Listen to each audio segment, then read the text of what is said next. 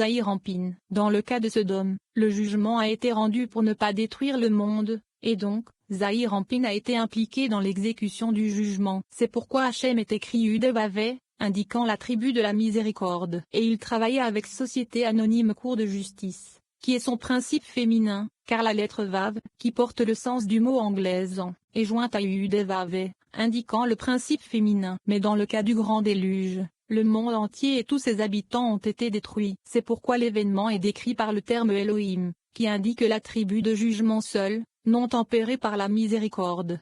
113. Et bien que vous puissiez dire que Na et tous ceux qui étaient avec lui ont été sauvés et que tous n'ont pas été détruits, c'est uniquement parce qu'ils étaient cachés de la vue et non vus par l'ange de la destruction. Ainsi, on considère que tout ce qui existait dans le monde, c'est-à-dire tout ce qui a été vu par les yeux de l'ange de la destruction, a été détruit. C'est pourquoi le terme Hachem indique qu'il ne détruit pas tout ce qui est révélé à l'œil, comme dans le cas de la destruction du Sodome. Cependant, le terme Elohim indique que tout doit être soigneusement caché, car il détruit tout, mais tout ce qui est révélé aux yeux. C'est pourquoi le terme Elohim se réfère au seul principe féminin, distinct de Zahir Ampine, qui est la miséricorde. 114. Et c'est le secret du verset Hachem s'est assis au déluge Tesilim 29 2.10. Alors il a demandé, quel est le sens du terme assis, et il répond que si cela n'avait pas été écrit dans les Écritures, nous n'aurions pas pu le dire, car le terme assis indique qu'il était assis seul, par lui-même et qu'il était distinct du jugement qui a été rendu lors du grand déluge. C'est basé sur l'analogie qu'il est écrit ici, Hachem s'est assis, alors qu'à un autre endroit il est écrit,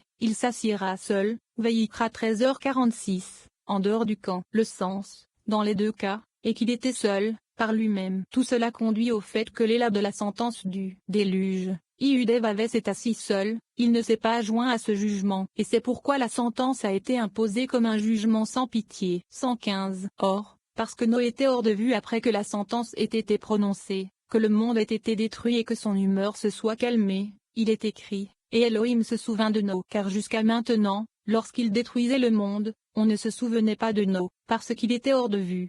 116. J'ai appris un secret selon lequel le Saint, béni soit-il, est révélé et caché. Il est révélé lorsqu'il préside la cour inférieure de jugement, qui est le principe féminin appelé Rachel qui se tient de la poitrine de Zahir Ampine vers le bas, et il est caché lorsqu'il est à l'endroit d'où proviennent toutes les bénédictions, qui est l'état d'Adam. MB1, que Zahir Ampine s'apparaît avec Li. Li se tient debout depuis la poitrine de Zahir Ampine vers le haut, et de cet accouplement découlent toutes les bénédictions. C'est pourquoi toutes les paroles de l'homme qui sont cachées à la vue sont bénies d'en haut, tandis que toutes celles qui sont exposées à la vue sont sous l'influence du tribunal du jugement. Mais le principe féminin qui est de la coupe de Zahir Ampine vers le bas, parce que c'est le lieu qui est révélé, mais le monde révélé.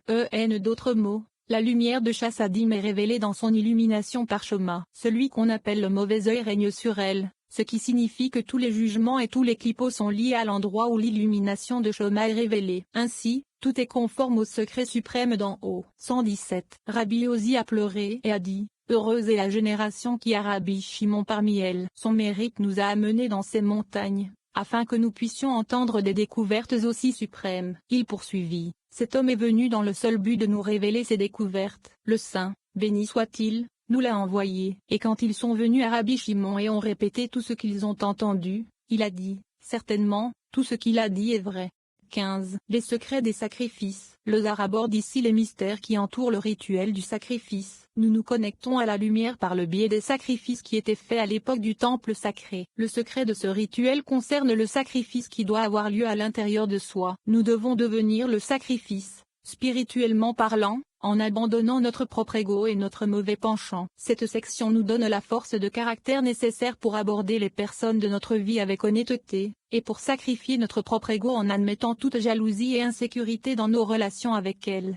118. Rabbi Elazar était assis un jour devant son père, Rabbi Shimon, et il lui demanda si la faim de toute chair, qui est l'autre côté, se délecte de ces sacrifices qu'Israël a offerts sur l'autel. Il répondit que tous s'en nourrissaient et s'en réjouissaient, en haut comme en bas. 119. Venez et voyez, les prêtres, les Lévites et les enfants d'Israël sont le secret des trois colonnes, droite, gauche et centrale, et sont appelés Adam-homme, par l'union des désirs saints qui montent d'eux, comme Maïnuk 20, aux femelles. Le désir monte des prêtres par leur travail, des Lévites par leur chant, et d'Israël par leur présence au moment des offrandes du sacrifice. et lorsqu'un mouton, un cerf ou tout autre animal est amené pour être sacrifié, tous les péchés et les mauvais désirs et intentions doivent être confessés sur eux. Le sacrifice est alors appelé une bête, car il est maintenant chargé de tous les péchés et de toutes les mauvaises intentions qui ont été confessées sur lui. 120. Ceci est similaire au sacrifice du bouc émissaire, dont il est écrit, et il confessera sur lui toutes les iniquités des enfants d'Israël. Veïkra 16h21. Ainsi, ici aussi, sur chaque sacrifice, il doit y avoir une confession des péchés. Car lorsque le sacrifice est élevé sur l'autel et n'est pas envoyé dans le désert, il porte un double fardeau, dont chacun est élevé à sa propre place. Le premier est dans le secret d'Adam, l'homme, qui est aussi le secret des 3 colonnes. Le second est dans le secret de la bête, qui est le secret de l'illumination de la colonne gauche seulement, comme il est écrit, tu sauves les hommes et les bêtes. Hachem, Tzilim 36 2.7. 121. Les offrandes de farine et toutes les autres offrandes de repas suscitent l'Esprit Saint, c'est-à-dire l'aspect de l'homme, par le désir des prêtres, le chant des Lévites et la prière d'Israël, qui sont collectivement le secret des 3 colonnes. Et à partir de la fumée que l'huile et la farine soulèvent sur l'altitar, tous les procureurs se reconstituent, et sont apaisés. Une fois apaisés, ils deviennent impuissants à poursuivre l'accusation qui a été remise entre leurs mains, et ils sont considérés comme l'aspect de la bête. Ainsi, les offrandes alimentaires concernent aussi bien l'homme que la bête, et les deux sont tirés en même temps. D'autres termes, l'homme et la bête sont tirés au sort au moment de l'offrande sacrificielle. Venez et regardez, tout est arrangé selon le secret de la foi, les 2 côtés sont remplis et envoyés en hausse sans fin. 16. Levez les mains pendant la prière. L'essence de ce passage du Zohar concerne les mains, et leur nature inhérente à attirer constamment les forces négatives. Comme les mains sont les outils par lesquels nous accomplissons la plupart de nos actions dans la vie, les forces des ténèbres s'y accrochent afin d'influencer nos actes. Nous pouvons insuffler à nos mains l'énergie positive qui réside dans les mondes supérieurs afin qu'elles apportent la bénédiction et la bonne fortune à tous nos efforts. 122. Rabbi Shimon a dit, je lève mes mains en l'air pour prier, alors qu'il commençait à révéler l'ordre des émanations des 3 sphères supérieures de l'Ari-Campine, appelé Keter, l'esprit, et mot, de l'air et l'esprit, mot, caché. Il commença aussi à révéler comment s'élever jusqu'à la tête non révélée, qui est le secret du monde sans fin, et sauf, béni soit-il. Parce que cette question est un sujet exalté et très secret, il a prié pour que la révélation de ces secrets soit acceptée devant Hachem,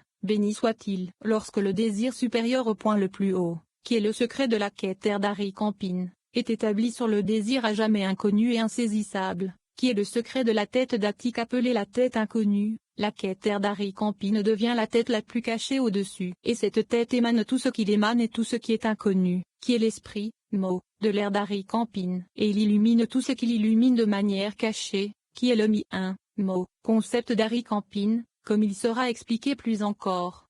123. Le désir de la pensée supérieure, qui est le Keter d'Ari-Campine, s'appelle la volonté supérieure. Après qu'elle ait été établie comme tête, on l'appelle la pensée supérieure. Mais alors que la pensée surnaturelle court après la lumière de la tête inconnue, un voile s'étend entre la tête inconnue et le Keter, lui permettant d'atteindre, ou de ne pas atteindre, la lumière. Le voile l'empêche de l'atteindre. La lumière brille vers le haut en direction du voile, mais pas de là, vers le bas. C'est pourquoi la pensée céleste brille d'une illumination non révélée au mi-un, mot, concepté, et d'une lumière inconnue au mental, mot, de l'air. Et la pensée elle-même, qui est Keter, est considérée comme inconnue. 124. Ensuite, l'illumination de la pensée inconnue se heurte à l'illumination du voile qui se tient et brille sur les 3 plus petits degrés, mentionnés ci-dessus. Ceux-ci sont constitués de ce qui est inconnu par l'esprit, mot, de l'air, de ce qui n'est pas connu par Keter, et de ce qui n'est pas révélé dans l'esprit caché. Ainsi, l'illumination de la pensée qui n'est pas connue,